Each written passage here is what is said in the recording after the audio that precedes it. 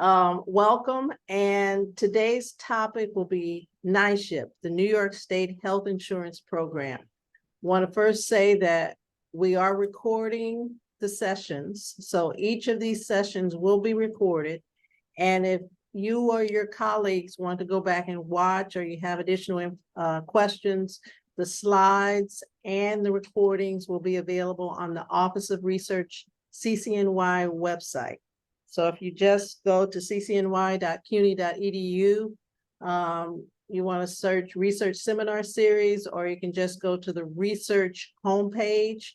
You can find recordings and also the slides of these research seminar series. You may have to leave early, so I am going to put in a plug for our next series. These sessions are held monthly on usually the third Thursday of the month. Is it the third? Today is the 1, 2. Is it the second? Today is the second. It's the second Thursday of the month. So these sessions are held monthly, the second Thursday of the month from 2 to 3 p.m. Our next session will be Thursday, October 12th, and we're going to talk about Cayuse. If you're not familiar, Cayuse is a cloud-based system where you can submit proposals, you can look at awards. Our Grants and Sponsored Programs Office uses 2 of these modules, Cayuse XP and Cayuse 424.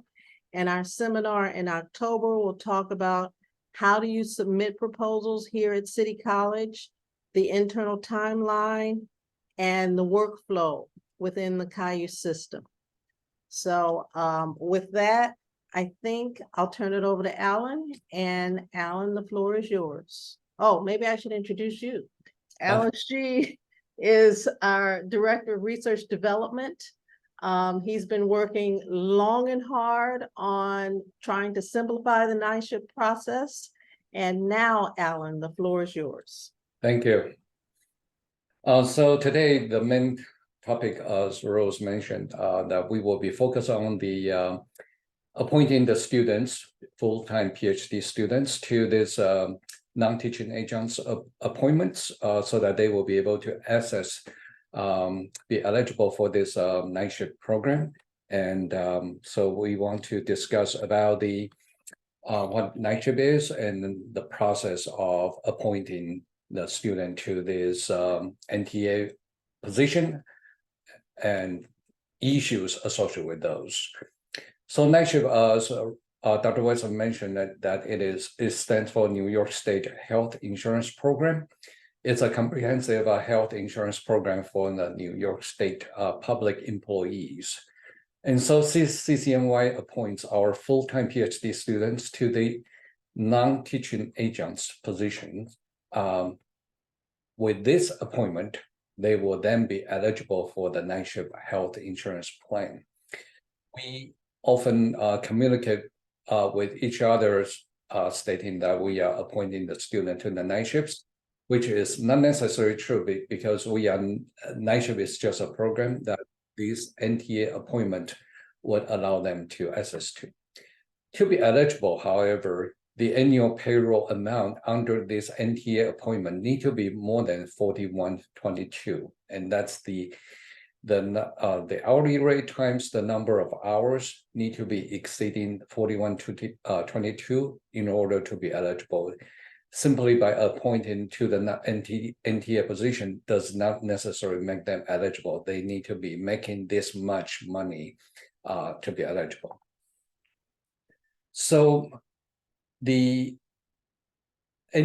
not only the NTA, but also all the appointments to the tax levy lines, so long as the annual payroll is greater than 4122, they will be eligible. So our student has often been appointed to adjunct lecturers, or we call them TAs. Or they will be appointed to as a graduate assistant, either A, B, C, or D, and so forth. They will be, the first 2 will be more than 4122 per year. So obviously those appointments will also make them eligible for the NYSHIP program. And but today we are specifically talking about the non-teaching agent appointment. This appointment we are it's only eligible for those full-time PhD students at City College. And again, it just simply an appointment allow them to access this health plan. This appointment process during the past has been a very complex process, and because these appointment, the cost associated with this appointment would involve a lot of research foundations accounts, and there are many issues associated with how these accounts pay for those these appointment costs. And so we will discuss a little bit about that, and then obviously the whole purpose is for us to simplify the process, to minimize the issues. And we are still refining the process, but hopefully the current process is better than before. So since it's so complicated, the first question we need to answer ourselves is, if it's so complicated, why bother with this process? Our full-time PhD student, first of all, need to be provided with a health insurance coverage. If they were appointed as teaching agents, then certainly an adjunct lecturers or the graduate assistants, obviously they would be covered with the health insurance. So that certainly satisfy that. However, a lot of our PhD students would eventually do research with their faculty advisors, and they will be placed on research foundation payroll to support them for doing the research. And those research foundation payroll is based on their faculty's research grants or fellowship and so forth. By putting them on the RF payroll as a graduate research assistant or the part-time B employee at research foundation payroll, the fringe benefit is only 2 or 8%, depends on the situations. However, this fringe rate does not make the student eligible for the health insurance plan through research foundation payroll. Therefore, we need to find a way to provide the health insurance to the student. And so this non-teaching agent, appointing them more than 4122 annual rate, then they will be eligible for the NYSHIP coverage. But a general confusion, a common confusion is that, all right, I pay from this grant 4122, I'm paying the students' health insurance premium under the NYSHIP. This is actually not true. This NTA appointment is still a form of payroll. The NYSHIP health insurance premium, if the student elect to be covered, it is actually a premium deducted from the paycheck from this payroll, from this appointment. Therefore, the 4122 sometimes perceived as the health insurance premium, which is not true. It is still a payroll.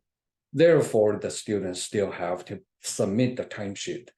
That is another layer of complexity in this particular process. So again, I want to stress that the NTA appointment is a payroll appointment. The NYSHIP deduction for the premium is just like when we are being paid from our employers, the insurance premium is deducted from our paychecks. So the process obviously involves many steps. First of all, you need to put the student onto the program, onto the non-teaching agents. And during the past, obviously, that cost will have to be encumbered somewhere because eventually this cost has to be reimbursed back to the college. And therefore, as I mentioned, this is a payroll appointment. Therefore, the students still need to submit the timesheets timely timesheet submissions. And that would allow the timesheet generate the payroll, and the payroll allow the premium of the health insurance to be deducted from. Now, if the student's appointment should be terminated, they graduate this semester, or for some reason they drop out of the program, or for many other reasons, that their appointment is no longer true and need to be terminated. This termination need to be explicitly processed with a CCNY HR. By the way, in the audience, we have several colleagues from the CCNY HR office who has been helping me a lot to understand the program. So I want to mention them here and express my gratitude to their assistance. And then the step, once the timesheet is being submitted every semester, there will be an invoice generated based on the cost, the payroll that has been issued to the students, and the college want to recover that from whatever account initially encumbered to. During the past, it will be close to 100 RF accounts involved, and then the invoice will be paid out of against those accounts.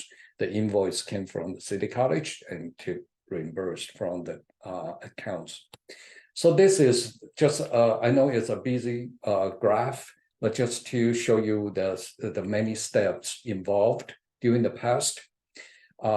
If we started with the appointments, then the faculty will, or the advisor will provide the RF account that they want to pay for this NTA appointments, and then the student informations, and either they or their staff in the department or in their division or the grants program managers prepare the paperwork, PF7 mainly, and then they submit it to the CCNY HR for the NYSHIP appointments to enter into the system. And the HR staff will then create a master list to see who has been appointed from when to when, and the cost will be encumbered against which account and so forth. That list will be sent to the provost office here. The staff will check if the RF account or whatever account expiration date is okay. Maybe some of the account expire before the semester or whatever, then that will not be a valid account to encumber the cost against. And if there is still budget in there, and if that budget is allowed by the sponsor and so forth. So if these are not true, any of them have issues, then they will go back to look for another account.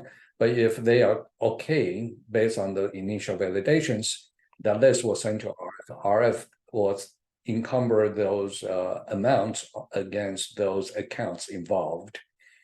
Now, the students and the faculty submit the timesheets. Finally, semester ends, the CCNY finance issue the invoices, then the invoice need to be paid.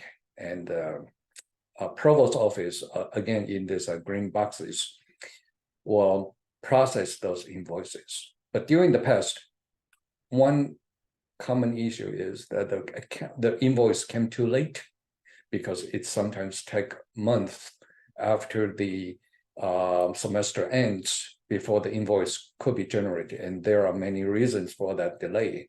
But let's say the invoice came, account already expired on the RF side. Now you don't have an account, valid account to pay for that cost. So there will be issues about how to find an account to pay for that, or the account was not encumbered properly at the beginning here. And then now the budget has been spent down and there is not enough money to pay for it. So there are issues associated with all these. And so we will talk about how these could be simplified in a minute. But let's just talk about the beginning. When you appoint a student, this will be the PF7 forms. There are student may be the first time to be on the tax levy accounts appointments. So there are additional information highlighted in yellow that the student have to fill up, and along with some other paperwork. But if it's just a reappointment, then only the purple ones need to be filled up. And in this particular case, we can pre-populate many of the informations. If the student were on GAA or adjunct lecturers, and now they will be transferred to this NTA appointments, the PI should work with the HR to complete the transfer form also to transfer the title.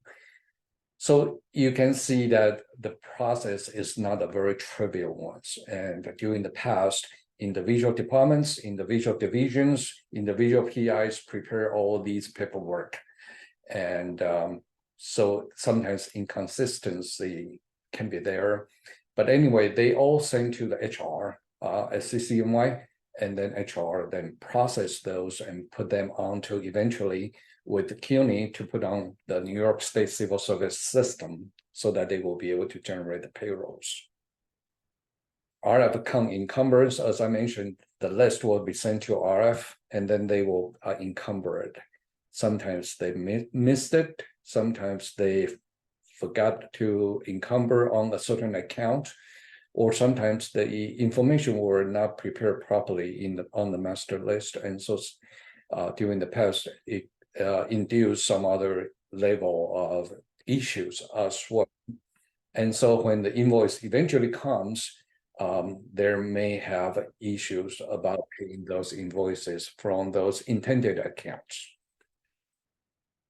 Compounded with that is that during the past, during the process when I was trying to understand this process better, then I realized that a lot of the students did not submit their timesheet regularly and accurately and timely. That triggered a lot of issues that I will talk about in a minute. When a student failed to submit a timesheet with the intended number of hours, so what happened is the timesheet generate a payroll. The payroll, therefore, will have the funds to allow the proper premium deduction, health premium deductions, and other withholdings. If the student did not submit the timesheet, there is no payroll for the pay period, right? There's no paycheck being issued. Now, when there is no payroll being issued, the premiums still have to be deducted, even though the withholding may not be necessary, but the premium deduction is still occurring because the health insurance continues. So now the premium become an outstanding balance on the student's account. And also if the student submit only 1 hour rather than individual plan right now, it's supposed to be 4 hours, but they only submit 1 hour and then submit 5 hours the next time.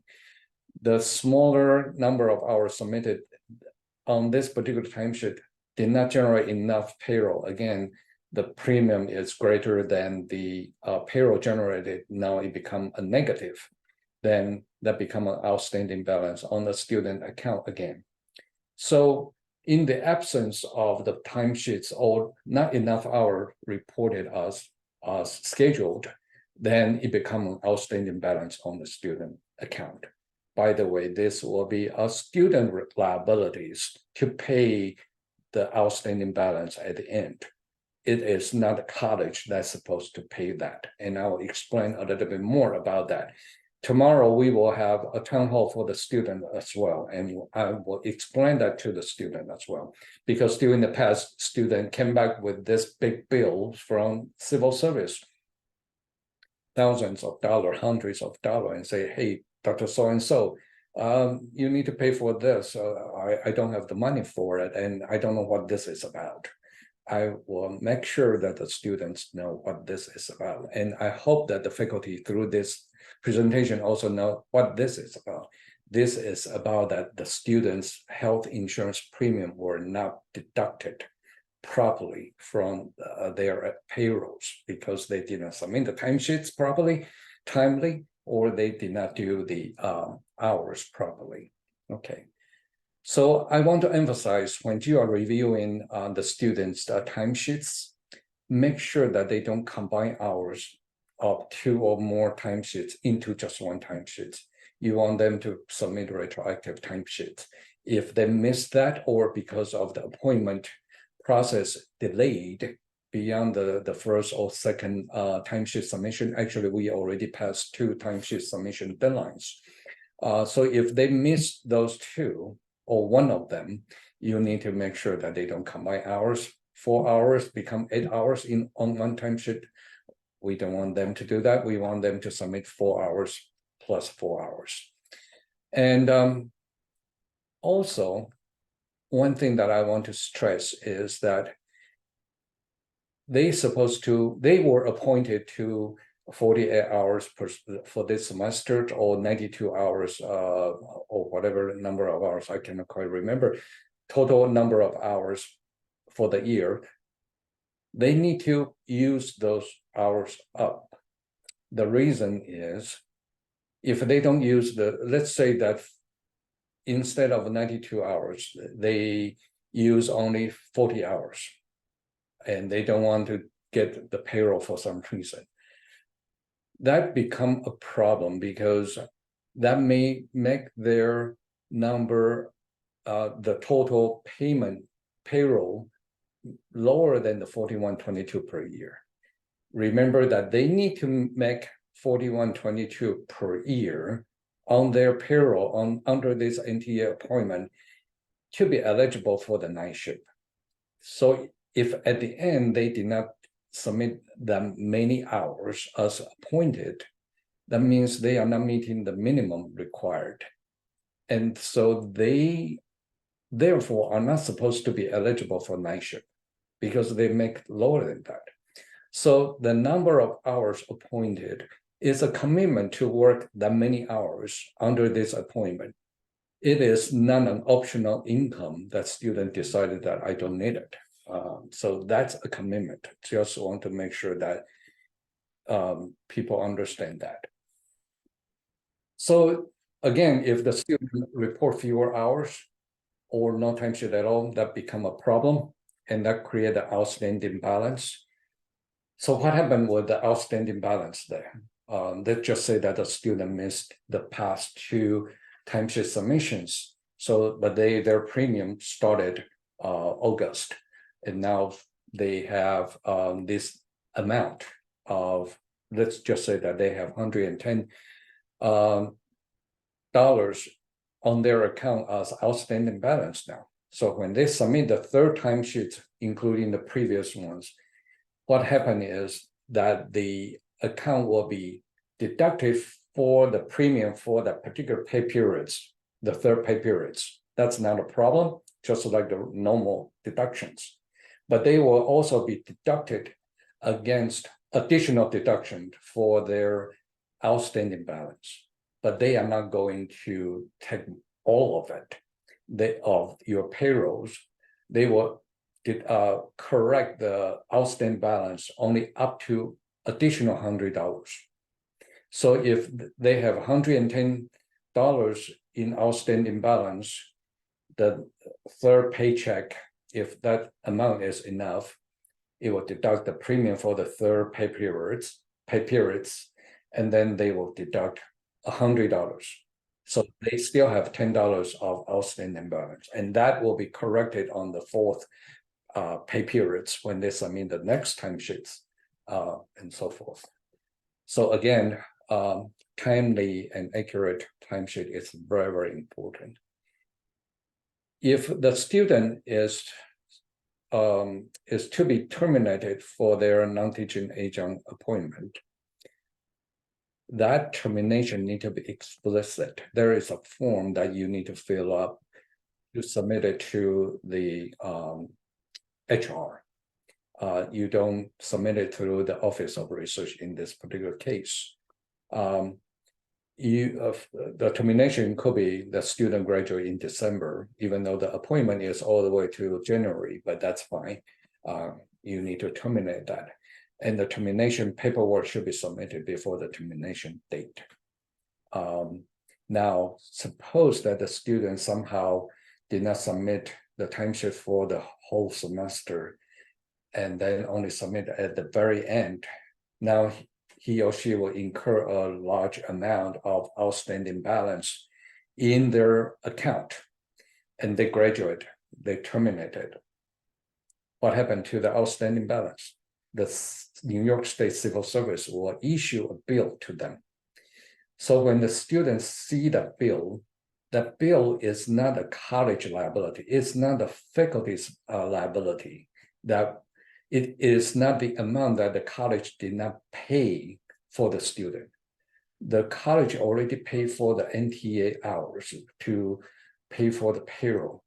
That outstanding balance is the premium deduction that the student hasn't paid yet because they didn't have the payroll to pay for it.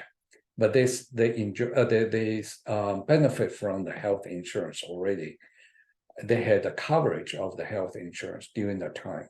So this particular outstanding balance is students' liability because their paycheck were not deducted for those premium, and therefore it become an outstanding balance.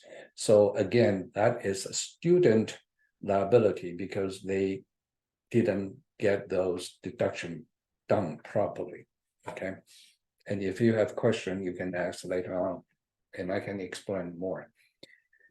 So termination is very important as well. Even though the PF7 specify the from and to dates for the appointment, but my understanding is the appointment does not automatically terminate it.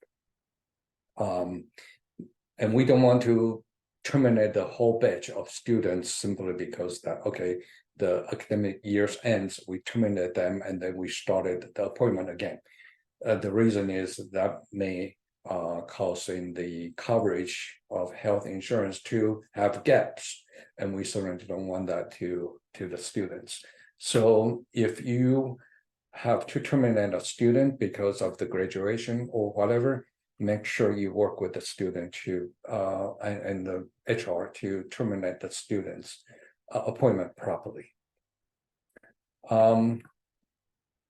If you don't, their premium continue, the state consider they still have the coverage of health NYSHIP coverage, and the premium continue to incur, and then the outstanding balance continue to be on their account. And so that's not a very good situation to be.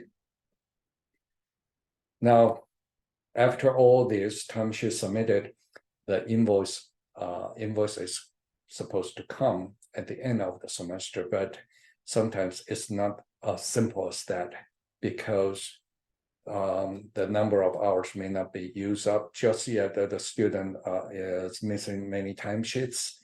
So the finance department really cannot reconcile the account to generate the invoices. There could be some other issue related to their workload and so forth. But that will be one of the issues, is that the timesheet is not fully completed. So make sure you work with your students to submit the timesheet timely and accurately. So now the invoices comes, we have to pay for it.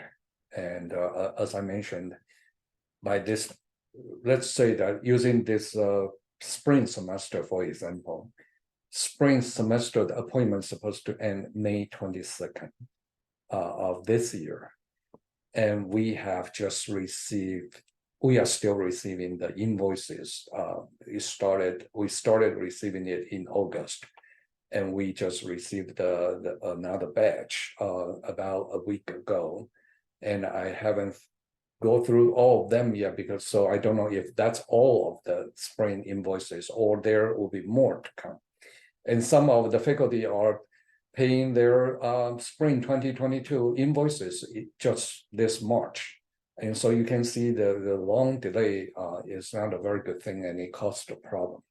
And that's where part of the major problem that triggered us to look into this process. Think about that, the spring 2022 invoices did not come until 2023 spring. Even though we encumber those costs on the RF account, that project ends in fall of 2022. Supposedly, you have plenty of time after spring 2022 to pay for those costs. But the invoice did not come until spring of 2023, when the project already ends. The account basically closed. Now, who is going to pay for this invoice? If the PI has other projects, yes, they may be able to move the cost to other projects. But if they don't, that become a problem. Or the account may already have spent on their funds for some reason. And so all these become a big problem for us and big headaches for the college as well. So Dr. Wesson started to look into how do we minimize that kind of mitigate that kind of issues. So one solution that we came up with is to pay for those invoices, some of them at least. So this past spring, we started an experiment program, which we look at all the encumbrance and look at the students' appointment on the RF side as well. If the student is supported by the external funded research foundation accounts, for example, an account from NSF funding, NIH funding, and so forth, or any kind of fellowships, like NOAA fellowships, and so forth, then the Office of Research, with the Provost support, we will pay for those invoices. Therefore, we disencumber those original RF accounts, or PI individual accounts, and put all the burden on a single Provost account. Who can be benefiting from this support are those students, or the faculty are appointing their students for more than 25K in addition to the NYSHIP's appointment on the RF payroll, or support of fellowship more than 425K. And this eliminate the invoices cannot be charged against the PI account because of the expiration or not sufficient funds, because now Provost office is taking care of that responsibilities. And we think that it is making some headway into solving the problem or mitigate the issues. So started from this particular academic years, we create an online portal and allow the faculties or their supporting staff to submit the student information through this portal, and we appoint the students to the non-teaching agent appointments against a single Provost account. If the student, again, is externally funded, but this year we require that support amount to be more than 32K. If so, then we will pay for that. If not, we still ask the PI to submit it through this portal, but provide us with the PI's own account. In this case, it will be fallback to the original process, but we will put the cost on the PI's account because they are not supported externally with the funds, with external funds, or they are not as much 32K. But this portal submission allow us to capture all the comprehensive data about the students' appointment informations, student name, student email address, and so forth. And so this is what we did. And so same chart not much of a step being taken out. However, these gray out boxes are the one that we believe can be, if not totally eliminate the problem associated with each of these boxes, at least it can be greatly reduced of that. And then we simplify it with a single portal submissions. So hopefully everybody, including faculty and their staff, feel that this is an easier process. And we prepare the PF7s for all the students going through this portal, so that hopefully help the staff and PI to minimize their administrative work. And then we provide HR with a more consistent paperwork and hopefully reduce the confusion and so forth. So this is the portal, how the portal looks like. And if you already submitted students' information, you should be familiar with it. We certainly will take additional suggestions to make this portal be more clean, simpler, or whatever, make it more streamlined. So as a faculty, most of the audience in this seminar will be, your responsibility is to make sure your student have a timely submissions, and I will show the schedule in a minute. Make sure the timely submission of the timesheet and accurately with the number of hours, and that way minimize the outstanding balance issues. And make sure you terminate your student, because you are the one who know when are they going to graduate. We don't. So you need to take the responsibility to make sure you terminate your student's appointment with HR before when they are graduating or for some reason leaving the program. Otherwise, the NYSHIP health insurance will continue to be provided to them, no matter if they are using it or not, and the premium will continue to be accrue on their account, and eventually the student will be given a bill, can be a very big bill to pay for those premium. And so we don't want them to be surprised by that. That certainly is not a very good situation for students and faculty. You don't want to get into that kind of a headache neither. And if the student is got married or have the need to move from individual coverage plan to a family coverage plan, or vice versa, when they have a coverage plan changes, I would like to ask you to submit through the same portal, just as if you are appointing them, but just specify the family insurance plan. That way, even though it's a duplications of informations, but at least I will be notified and I can work with HR to help changing that. Okay. HR reminded me that within the 30 days of event, this paperwork need to be submitted. Otherwise, there could be 45 days of waiting period or that delay the coverage. So make sure students are aware that within 30 days of events, when they need to change the plan, they need to complete the paperwork. And that means you need to give us at least a few days for the HR as well to process that change. And of course, we recognize that this is initial implementation this way.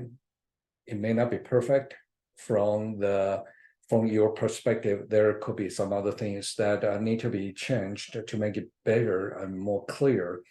We will welcome your constructive suggestions. We are always open to that kind of suggestions. Anyway, so this is the HR table. They send out to all the students who are appointed. And this yellow dates are the due dates of the timesheets. And as you can see here, for the individual plan, HR issued this table with 4 hours. And that would allow them to have a 48 hours of work hours committed to this appointment. And that would make them eligible for the coverage. And spring is a little bit complicated, and we don't necessary to talk about it at this point, because spring also cover the summer months by advanced deduction of their premiums. So the number of hours for spring will be a little bit different layouts, but the HR will issue that to the students when the time comes in spring. So 4 hours for the individual plan, 6 hours for the family plan, and it is 4 hours throughout, 6 hours throughout this semester. The due date is all the same. Make sure that you work with the student to submit the timesheet properly. So that's all that I have. I again just want to mention for the memo that HR sent out, or the document that HR sent out for this table, number 3 is very, very important. And I just, if you are a faculty or a staff supporting the faculties, when you get a chance, make sure that the student understand if there is a outstanding balance, it is the student's liability to pay for that. And that will be a bill from the civil service. I am open to questions. So yes, thank you, Alan. And if there are questions, please put them in the chat, but I do have a few that are here already. Okay. Can you tell me, and maybe this is for some of the HR folks, what are the individual and the family premiums currently that the students pay? HR? Hi, I'm Rosemarie Javier from HR. So the individual premiums is $24.19, and family premiums would be $166.55. And this Per is period. per what? Per Pay Per period, month. right? Yep. Mhm. For pay period. got it.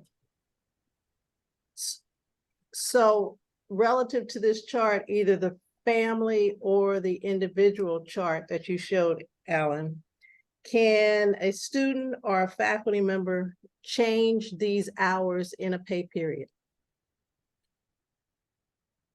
They, Javier, they can change it, right? But we don't recommend they change it. They should stay with this schedule as much. Can you explain why? The reason is, for example, it's 4-4-4-4. If they put 1 and 5, then the pay period of 1 hour will not generate enough payments, payroll check to pay for their NYSHIP premium. So can I say it a different way? Yes. So if you change these hours, either reduce them, let's talk first about reducing them. Then, as Alan said, when the student gets their check, they will not have enough salary to cover the premium and any other deductions that may be out of that check. Right. So HR has gone painlessly to figure out the right amount of hours per pay period in order for the deductions to take place. So if we faculty members go and change these numbers, it messes up everything.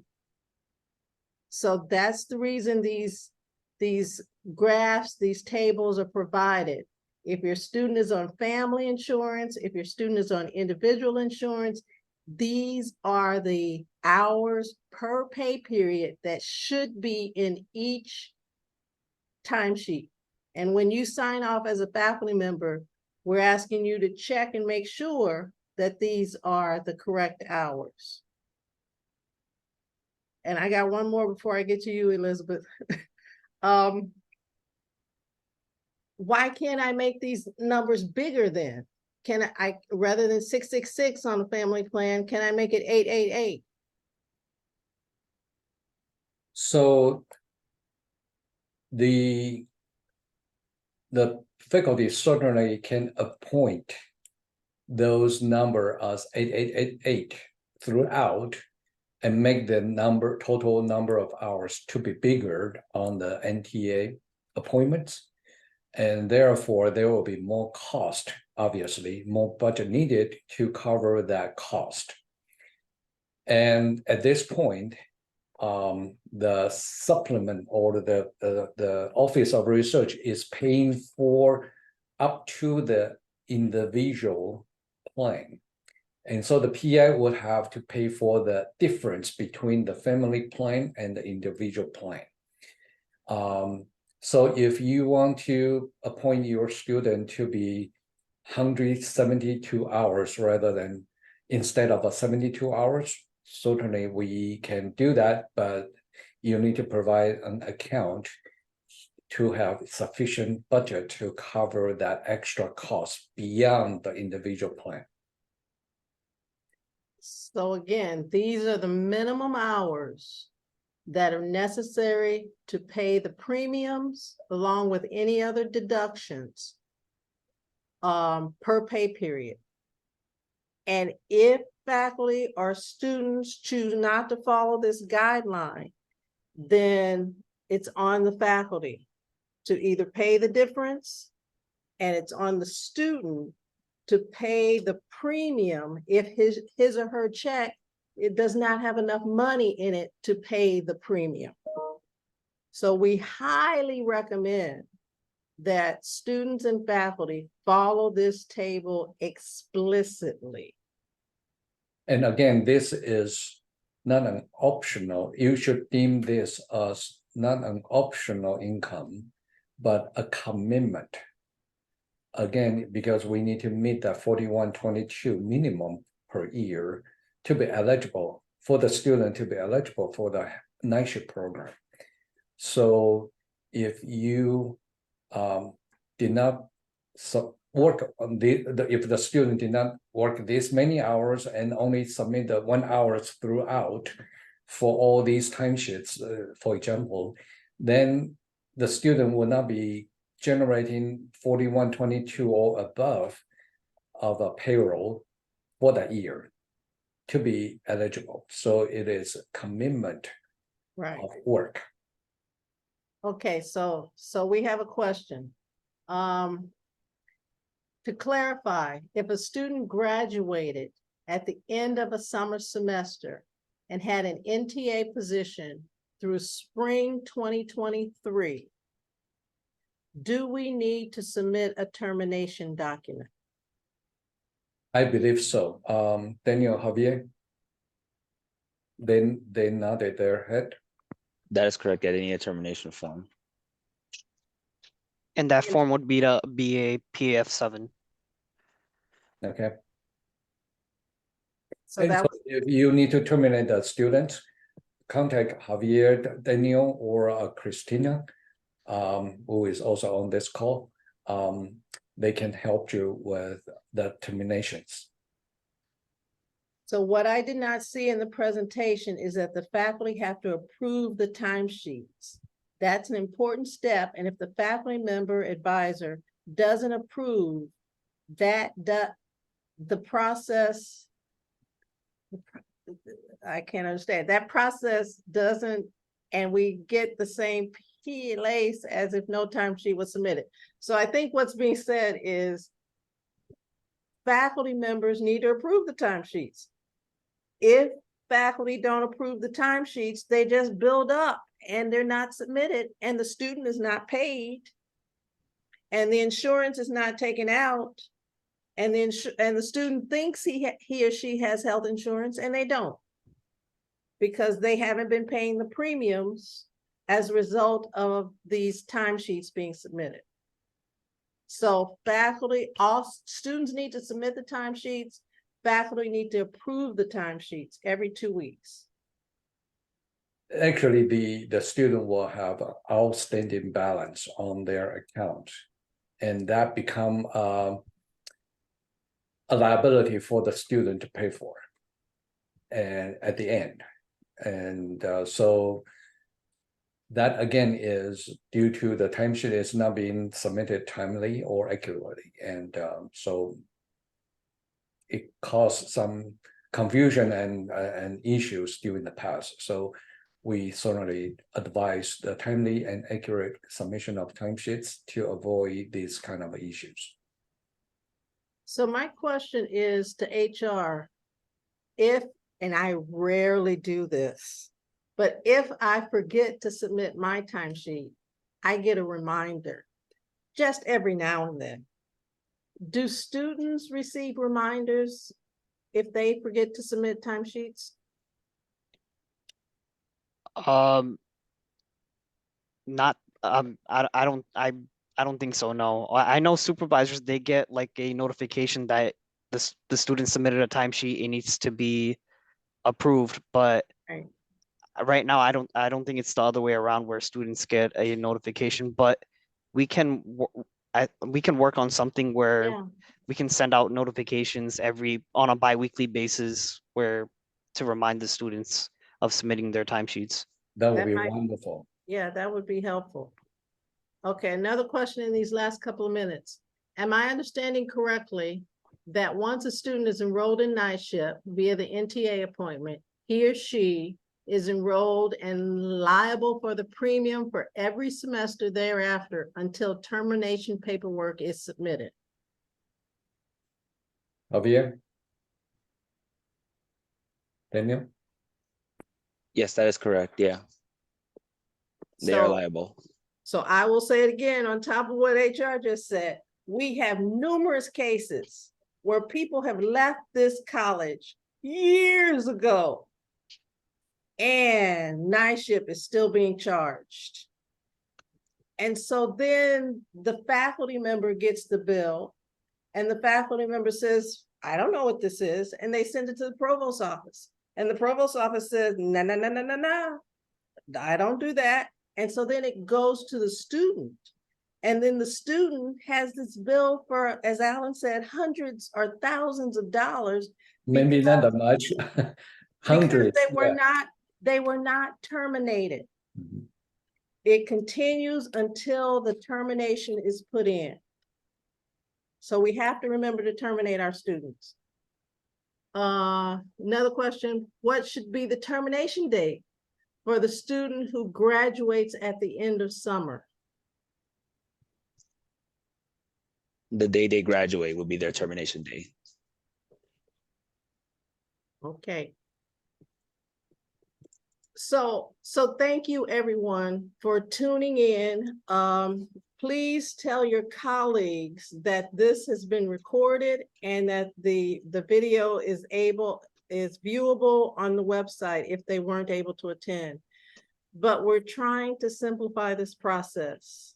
We admit it is a complicated process, and this is just the first step to simplification. So if you do have suggestions how we might be able to do this differently, we're all ears. And But for now, this is where we are. Alan? if you are faculty or if you are department staff, please encourage your students who are on the NYSHIP NTA appointments right now to join us for tomorrow's town hall. Each individual of them has been notified, but please encourage them to attend. Also, faculty members are invited tomorrow as well. The webinar will be tomorrow at 11 a.m. Contact your students for the Zoom link. Or you can send me a note if any faculty wish to attend. We will send out the Zoom links as well. So We might do this again in the fall. I don't know. But it's, we're not, I'm saying we'll have NYSHIP. We'll pay for NYSHIP both in the fall and the spring. But we may do this again, a webinar in the spring if there are additional questions, or if we see that we need to repeat this information. So thank you, everyone, and have a good rest of the afternoon. Thank you.